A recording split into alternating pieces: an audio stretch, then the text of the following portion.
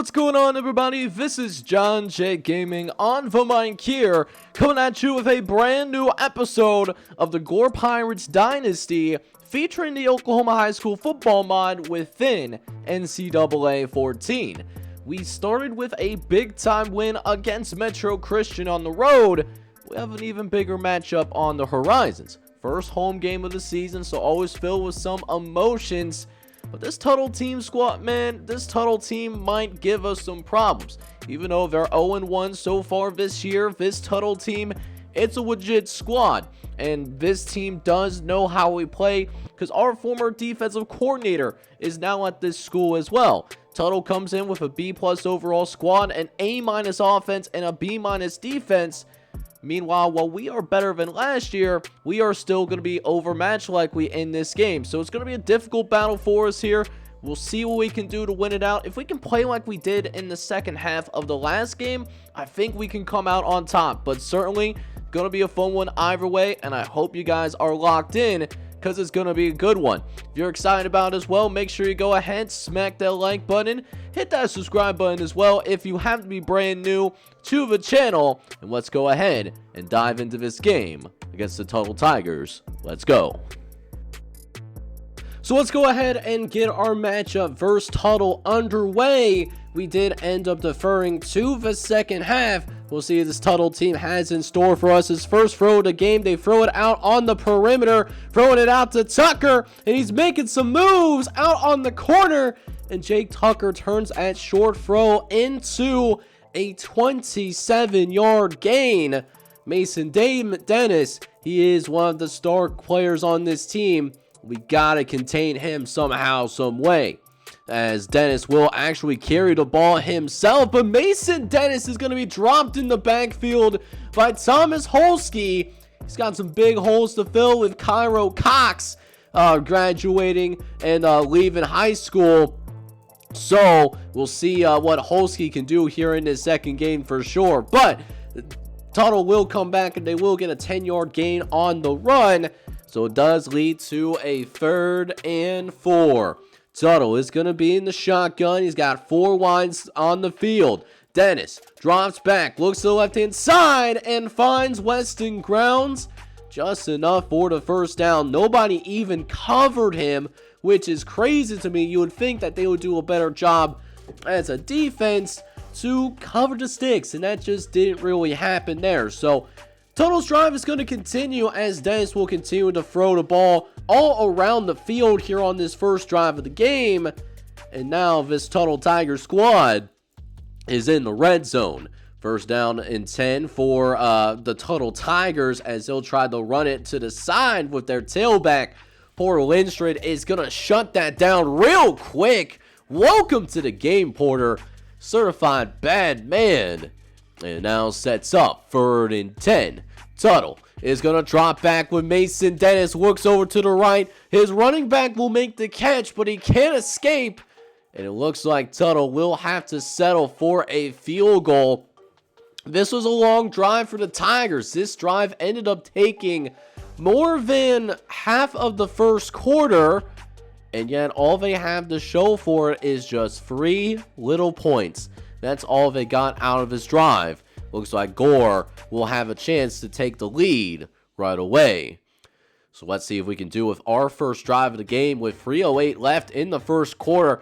Going to start out by getting the ball out to Vita St. Louis, and it seems like we have the perfect call as Vita St. Louis is able to get into open space for the first down. Just a perfect call against the blitz. And then 1st and 10, looking over to the left-hand side, and Jackson Durant is able to get a block from his teammate, Jody Gentry. And Jackson Durant is able to pick up 30 on the play. First down for the Gore Pirates.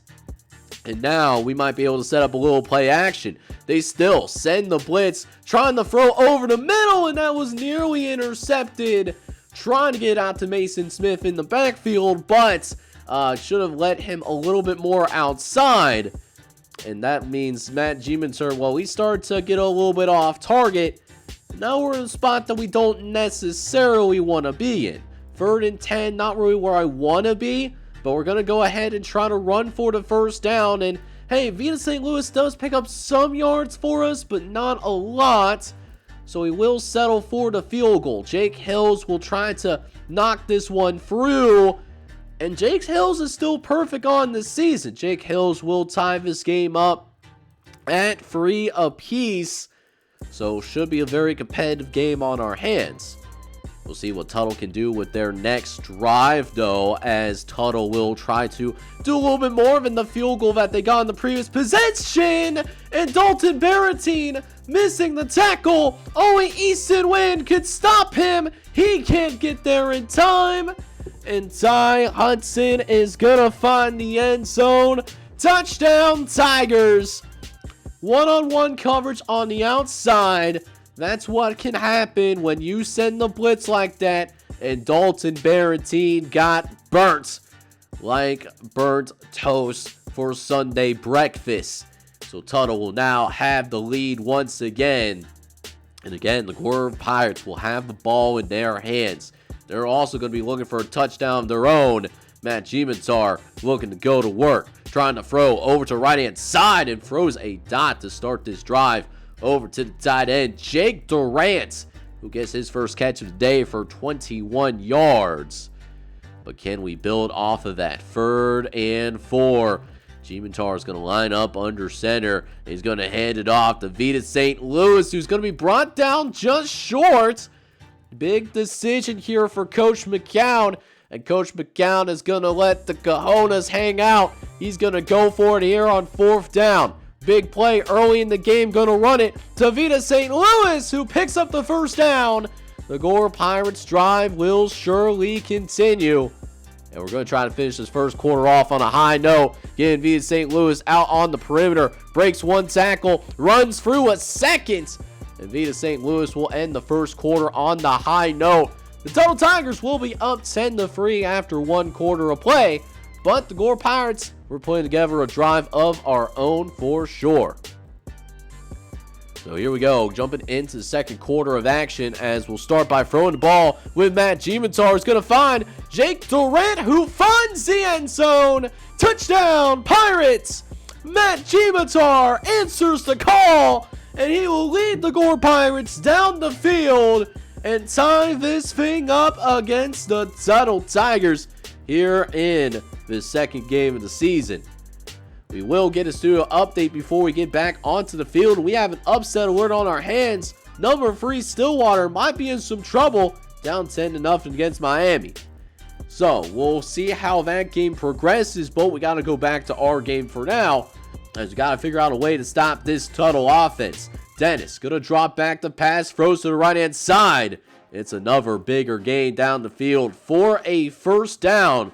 Caleb Yance will get his 2nd catch of the day, but the officials are actually going to discuss this, and they will later overturn the call on the field. So instead, it's going to be a 2nd and 10. So let's see if we can take advantage of the reversal on the field, maybe force a 3 and out. Dennis is going to drop back on 3rd and 4, looks over the middle and find Caleb Yance, who makes up for not being able to get a foot in bounds earlier on the drive to keep possession going for the Tuttle Tigers. But they got another 3rd down on our hands. This one, 3rd and 13. Dennis looks over the middle and finds Caleb Yance once again.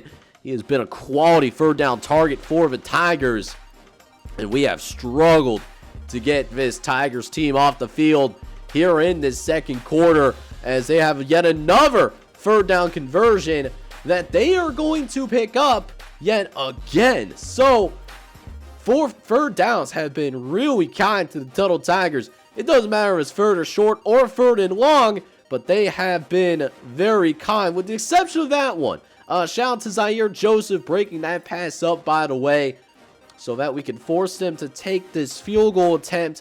This one looks like a pretty far field goal. It looks like 55 yards, and he almost sinks it. He almost got the leg for it. It's going to be just short, but man, that was nearly good. As well as another studio update, Stillwater still down to Miami. Certainly some upset alerts here in the state of Oklahoma. Stillwater, the number 3 team in the state, So we have a tie ball game still. We could not take advantage of the missed field goal. So we do have to naturally give the ball back to the Tuttle Tigers after that. Got a tie ball game here, 10 apiece. As now looking at a 3rd and 10. Dennis is going to motion out the halfback out of the backfield. He'll drop back, looks over the middle, and finds Ty Hudson, who had a touchdown catch earlier today. Ty Hudson will move the sticks for the Tuttle Tigers. And now it's a fresh set of downs for this Tigers squad, led by a quarterback that certainly has the potential to play at the FBS college ranks someday. Mason Dennis, he's a certified bad man, but we almost intercepted him. Oh, Easton Lynn, give me that user interception, buddy. You gotta catch those. And that's the thing with Easton Lynn. As phenomenal a player he's been, he drops a lot of interceptions, man. He could have had multiple interceptions by now, but it has just not been meant to be. But doesn't kill us there.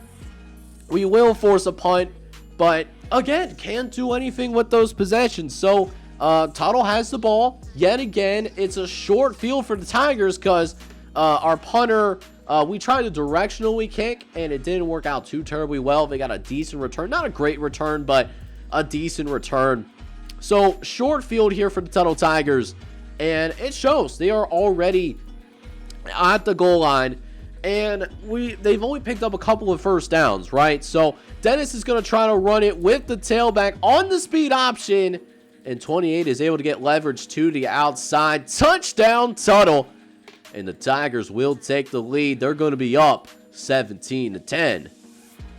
So we'll see what Matt Gimatar can do with this 2-minute drill here, as we do have a couple of timeouts to still work through. As Matt Gimatar will drop back, looks over to right inside, and finds Jackson Durant for a 21-yard catch. I think he got out of bounds too, so that should be able to help save a timeout, but actually that is not the case. So our clock is still going to run after all. We're going to look over the middle of the field, trying to get it to Casey Shiverly or Beef Wellington. They honestly both look pretty similar. But 2nd and 10 coming up. Going to throw it out to Jackson Durant. He'll get us some more yards before we do end up taking another timeout. We do only have one timeout to work through, though. So, when in doubt, going to go with the option. The option has been kind, and Vita St. Louis is able to get to the outside. It's going to pick up a gain of 7, but Carl Durant did end up getting shaken up. He was on the field and was a decoy.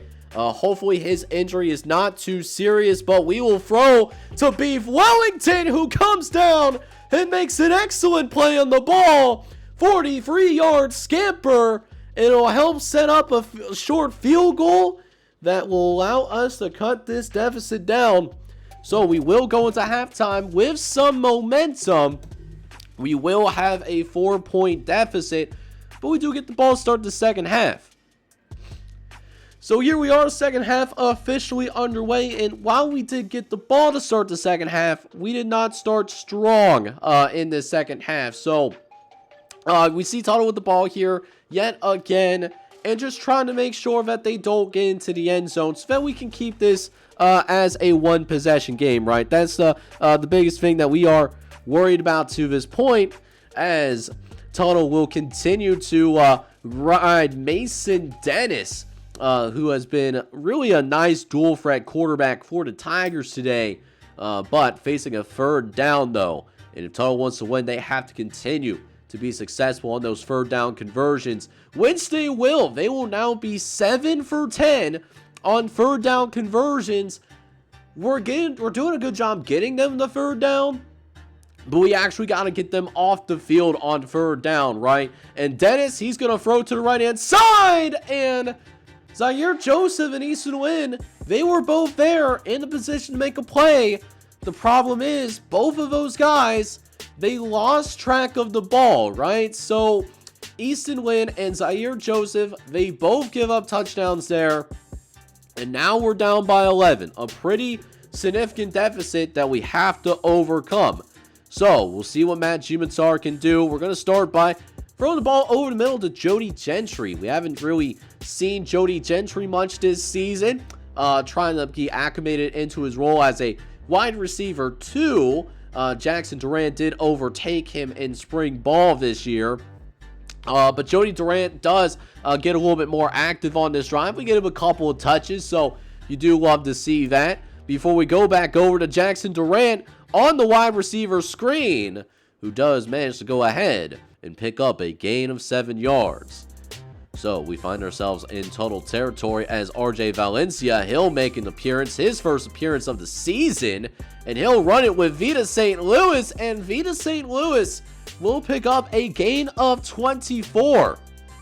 Love to see that. Glad to see RJ Valencia back on the field. He had a season-ending injury last year in that opening matchup against Beggs. This is his first opportunities to get playing time since then, but it doesn't end well though. Matt Gimentar is going to lose it on the pitch, and we will end up turning the football over. So it was a promising drive for us, but it doesn't go anywhere for us ultimately. So thankfully for us, Tuttle does end up going 3 and out on the next possession as Vita St. Louis, he's still on his feet. Okay, big fella, I see you. Let's go, baby. That's what I'm talking about, man.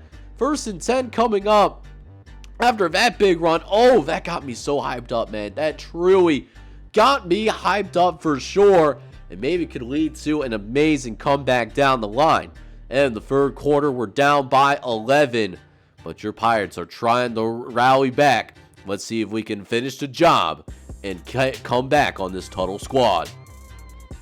So let's go. Let's see if we can do just that, as we got a fourth quarter starting for us here, as Jody Gentry is going to take the catch underneath and turn that into a significant gain, a gain of 22 yards. So 1st and 10 following that, as we're going to throw short, this time to the tight end. The tight end, Jake Durant, who's going to pick up a gain of 7. So 2nd and 3 coming right up here, as we're going to run it on the ground for Vita St. Louis, who is going to drag a defender across the 5-yard line, and will set us up for a goal line situation. 3rd and goal. Gimentar drops back, throws to the right hand side, and finds Jackson Durant in the end zone. Touchdown, Pirates. And the Pirates are going to make it just a 4-point game. You love to see it. So, that being said, we're right back in the game, but we got to keep Tuttle out of the end zone, though. And that, oh, Easton Lynn, you got to catch that big fella. He's there to make plays. He really is there to make plays, but he can't finish the plays off. That's going to drive me nuts, man. That could really haunt us down the line if they end up scoring on this drive. But Mason Dennis facing some pressure. He's going to actually escape the pocket. He's got a foot race to the sideline. Eventually gets crushed as he doesn't slide, but still gets across midfield though. Probably another 1st down. Could get Tuttle into field goal range, but a few plays later, 3rd and 10, and Dennis over to the left-hand side. Easton Lynn couldn't bring that in, but we do stop Tuttle. So 3 minutes left in this ball game. We got a chance to win it. Gimentar is going to look over to the right-hand side. Tight window to Jackson Durant, and still dropped it right where it needed to be. Big time throw by Matt Gimentar. He's been having a quietly good game today. Over 220 yards passing. Been efficient. Hasn't turned the ball over aside from that fumble on one of the previous drives in the 3rd quarter. But we are still going to utilize those legs. And Gimentar, he's in open space. Can he get to the 1st down? Not necessarily. Gain of 9 has been contained with the legs. So we got a setup opportunity here. Gimentar going to try to throw it to Mason Smith. But Mason Smith, he was well covered. He was well covered. That seemed like a pass that was just simply predetermined, it seemed like, unfortunately. So trying to lead him inside did not work. Led him too far up the field. So now Tuttle has a chance to ice this game. 2 minutes left in the ball game. 3rd and 10. Dennis looks over the middle. It's caught by McDoulet. That could be the fat lady singing, especially if you can't stop him here. 3rd and 12. This is a chance to get him off the field. They have to give us the ball back. So, and we do stop them there. So Tuttle has to give us the ball. We have one more chance to win this game if this punt does not end in the end zone. If it's even caught in the end zone, it's going to be a touchback, and it looks like it might be on the edge, trying to get Barrentine to field it. He can't locate it, and this game is going to end like that. A heartbreaking loss to the Tuttle Tigers, as our former defensive coordinator, Zach Spivital, he's not going to get his revenge. He is going to lose to Tuttle 24-20. It's a tough, really tough pill to swallow, with this being our very first loss of the season. We were right there, man. We really were. Well, boys, this was certainly a gut-wrenching loss that we took here today. We had a chance to win this thing. We actually had a chance to come back and rally, but unfortunately, Matt Giementer, all the good stuff he did today, he made a predetermined read towards the end. And that means that we are going to fall to 1-1. But Matt Giementer did have a solid game, though. 15 for 22, 228, 2 touchdowns, but that critical interception. However, we weren't as successful on the ground as what we were against Metro Christian, but Vita St. Louis did nearly have 100 yards on the ground today. He did average over 5 yards a carry, so he was effective with the ball in his hands. And Jackson Durant had a much better game today. Led the team in yards and receptions, 6 catches for 68 yards and a touchdown. We did also see Jake Durant find the end zone with 4 catches and 52 yards on the day. Now, defensively, I honestly thought we played fine, but we weren't spectacular by any means. Porter Lindstrom and Quidar Johnston, both of those guys definitely stood out for me today. They both had really excellent games. Double-digit tackles is certainly nothing to laugh at. Easton Lynn, man. Easton Lynn had a good game, but bro, you had 3 chances to get an interception, but dropped all 3 of those passes. One, which I usered. So, yeah, I'm feeling some type of way about that.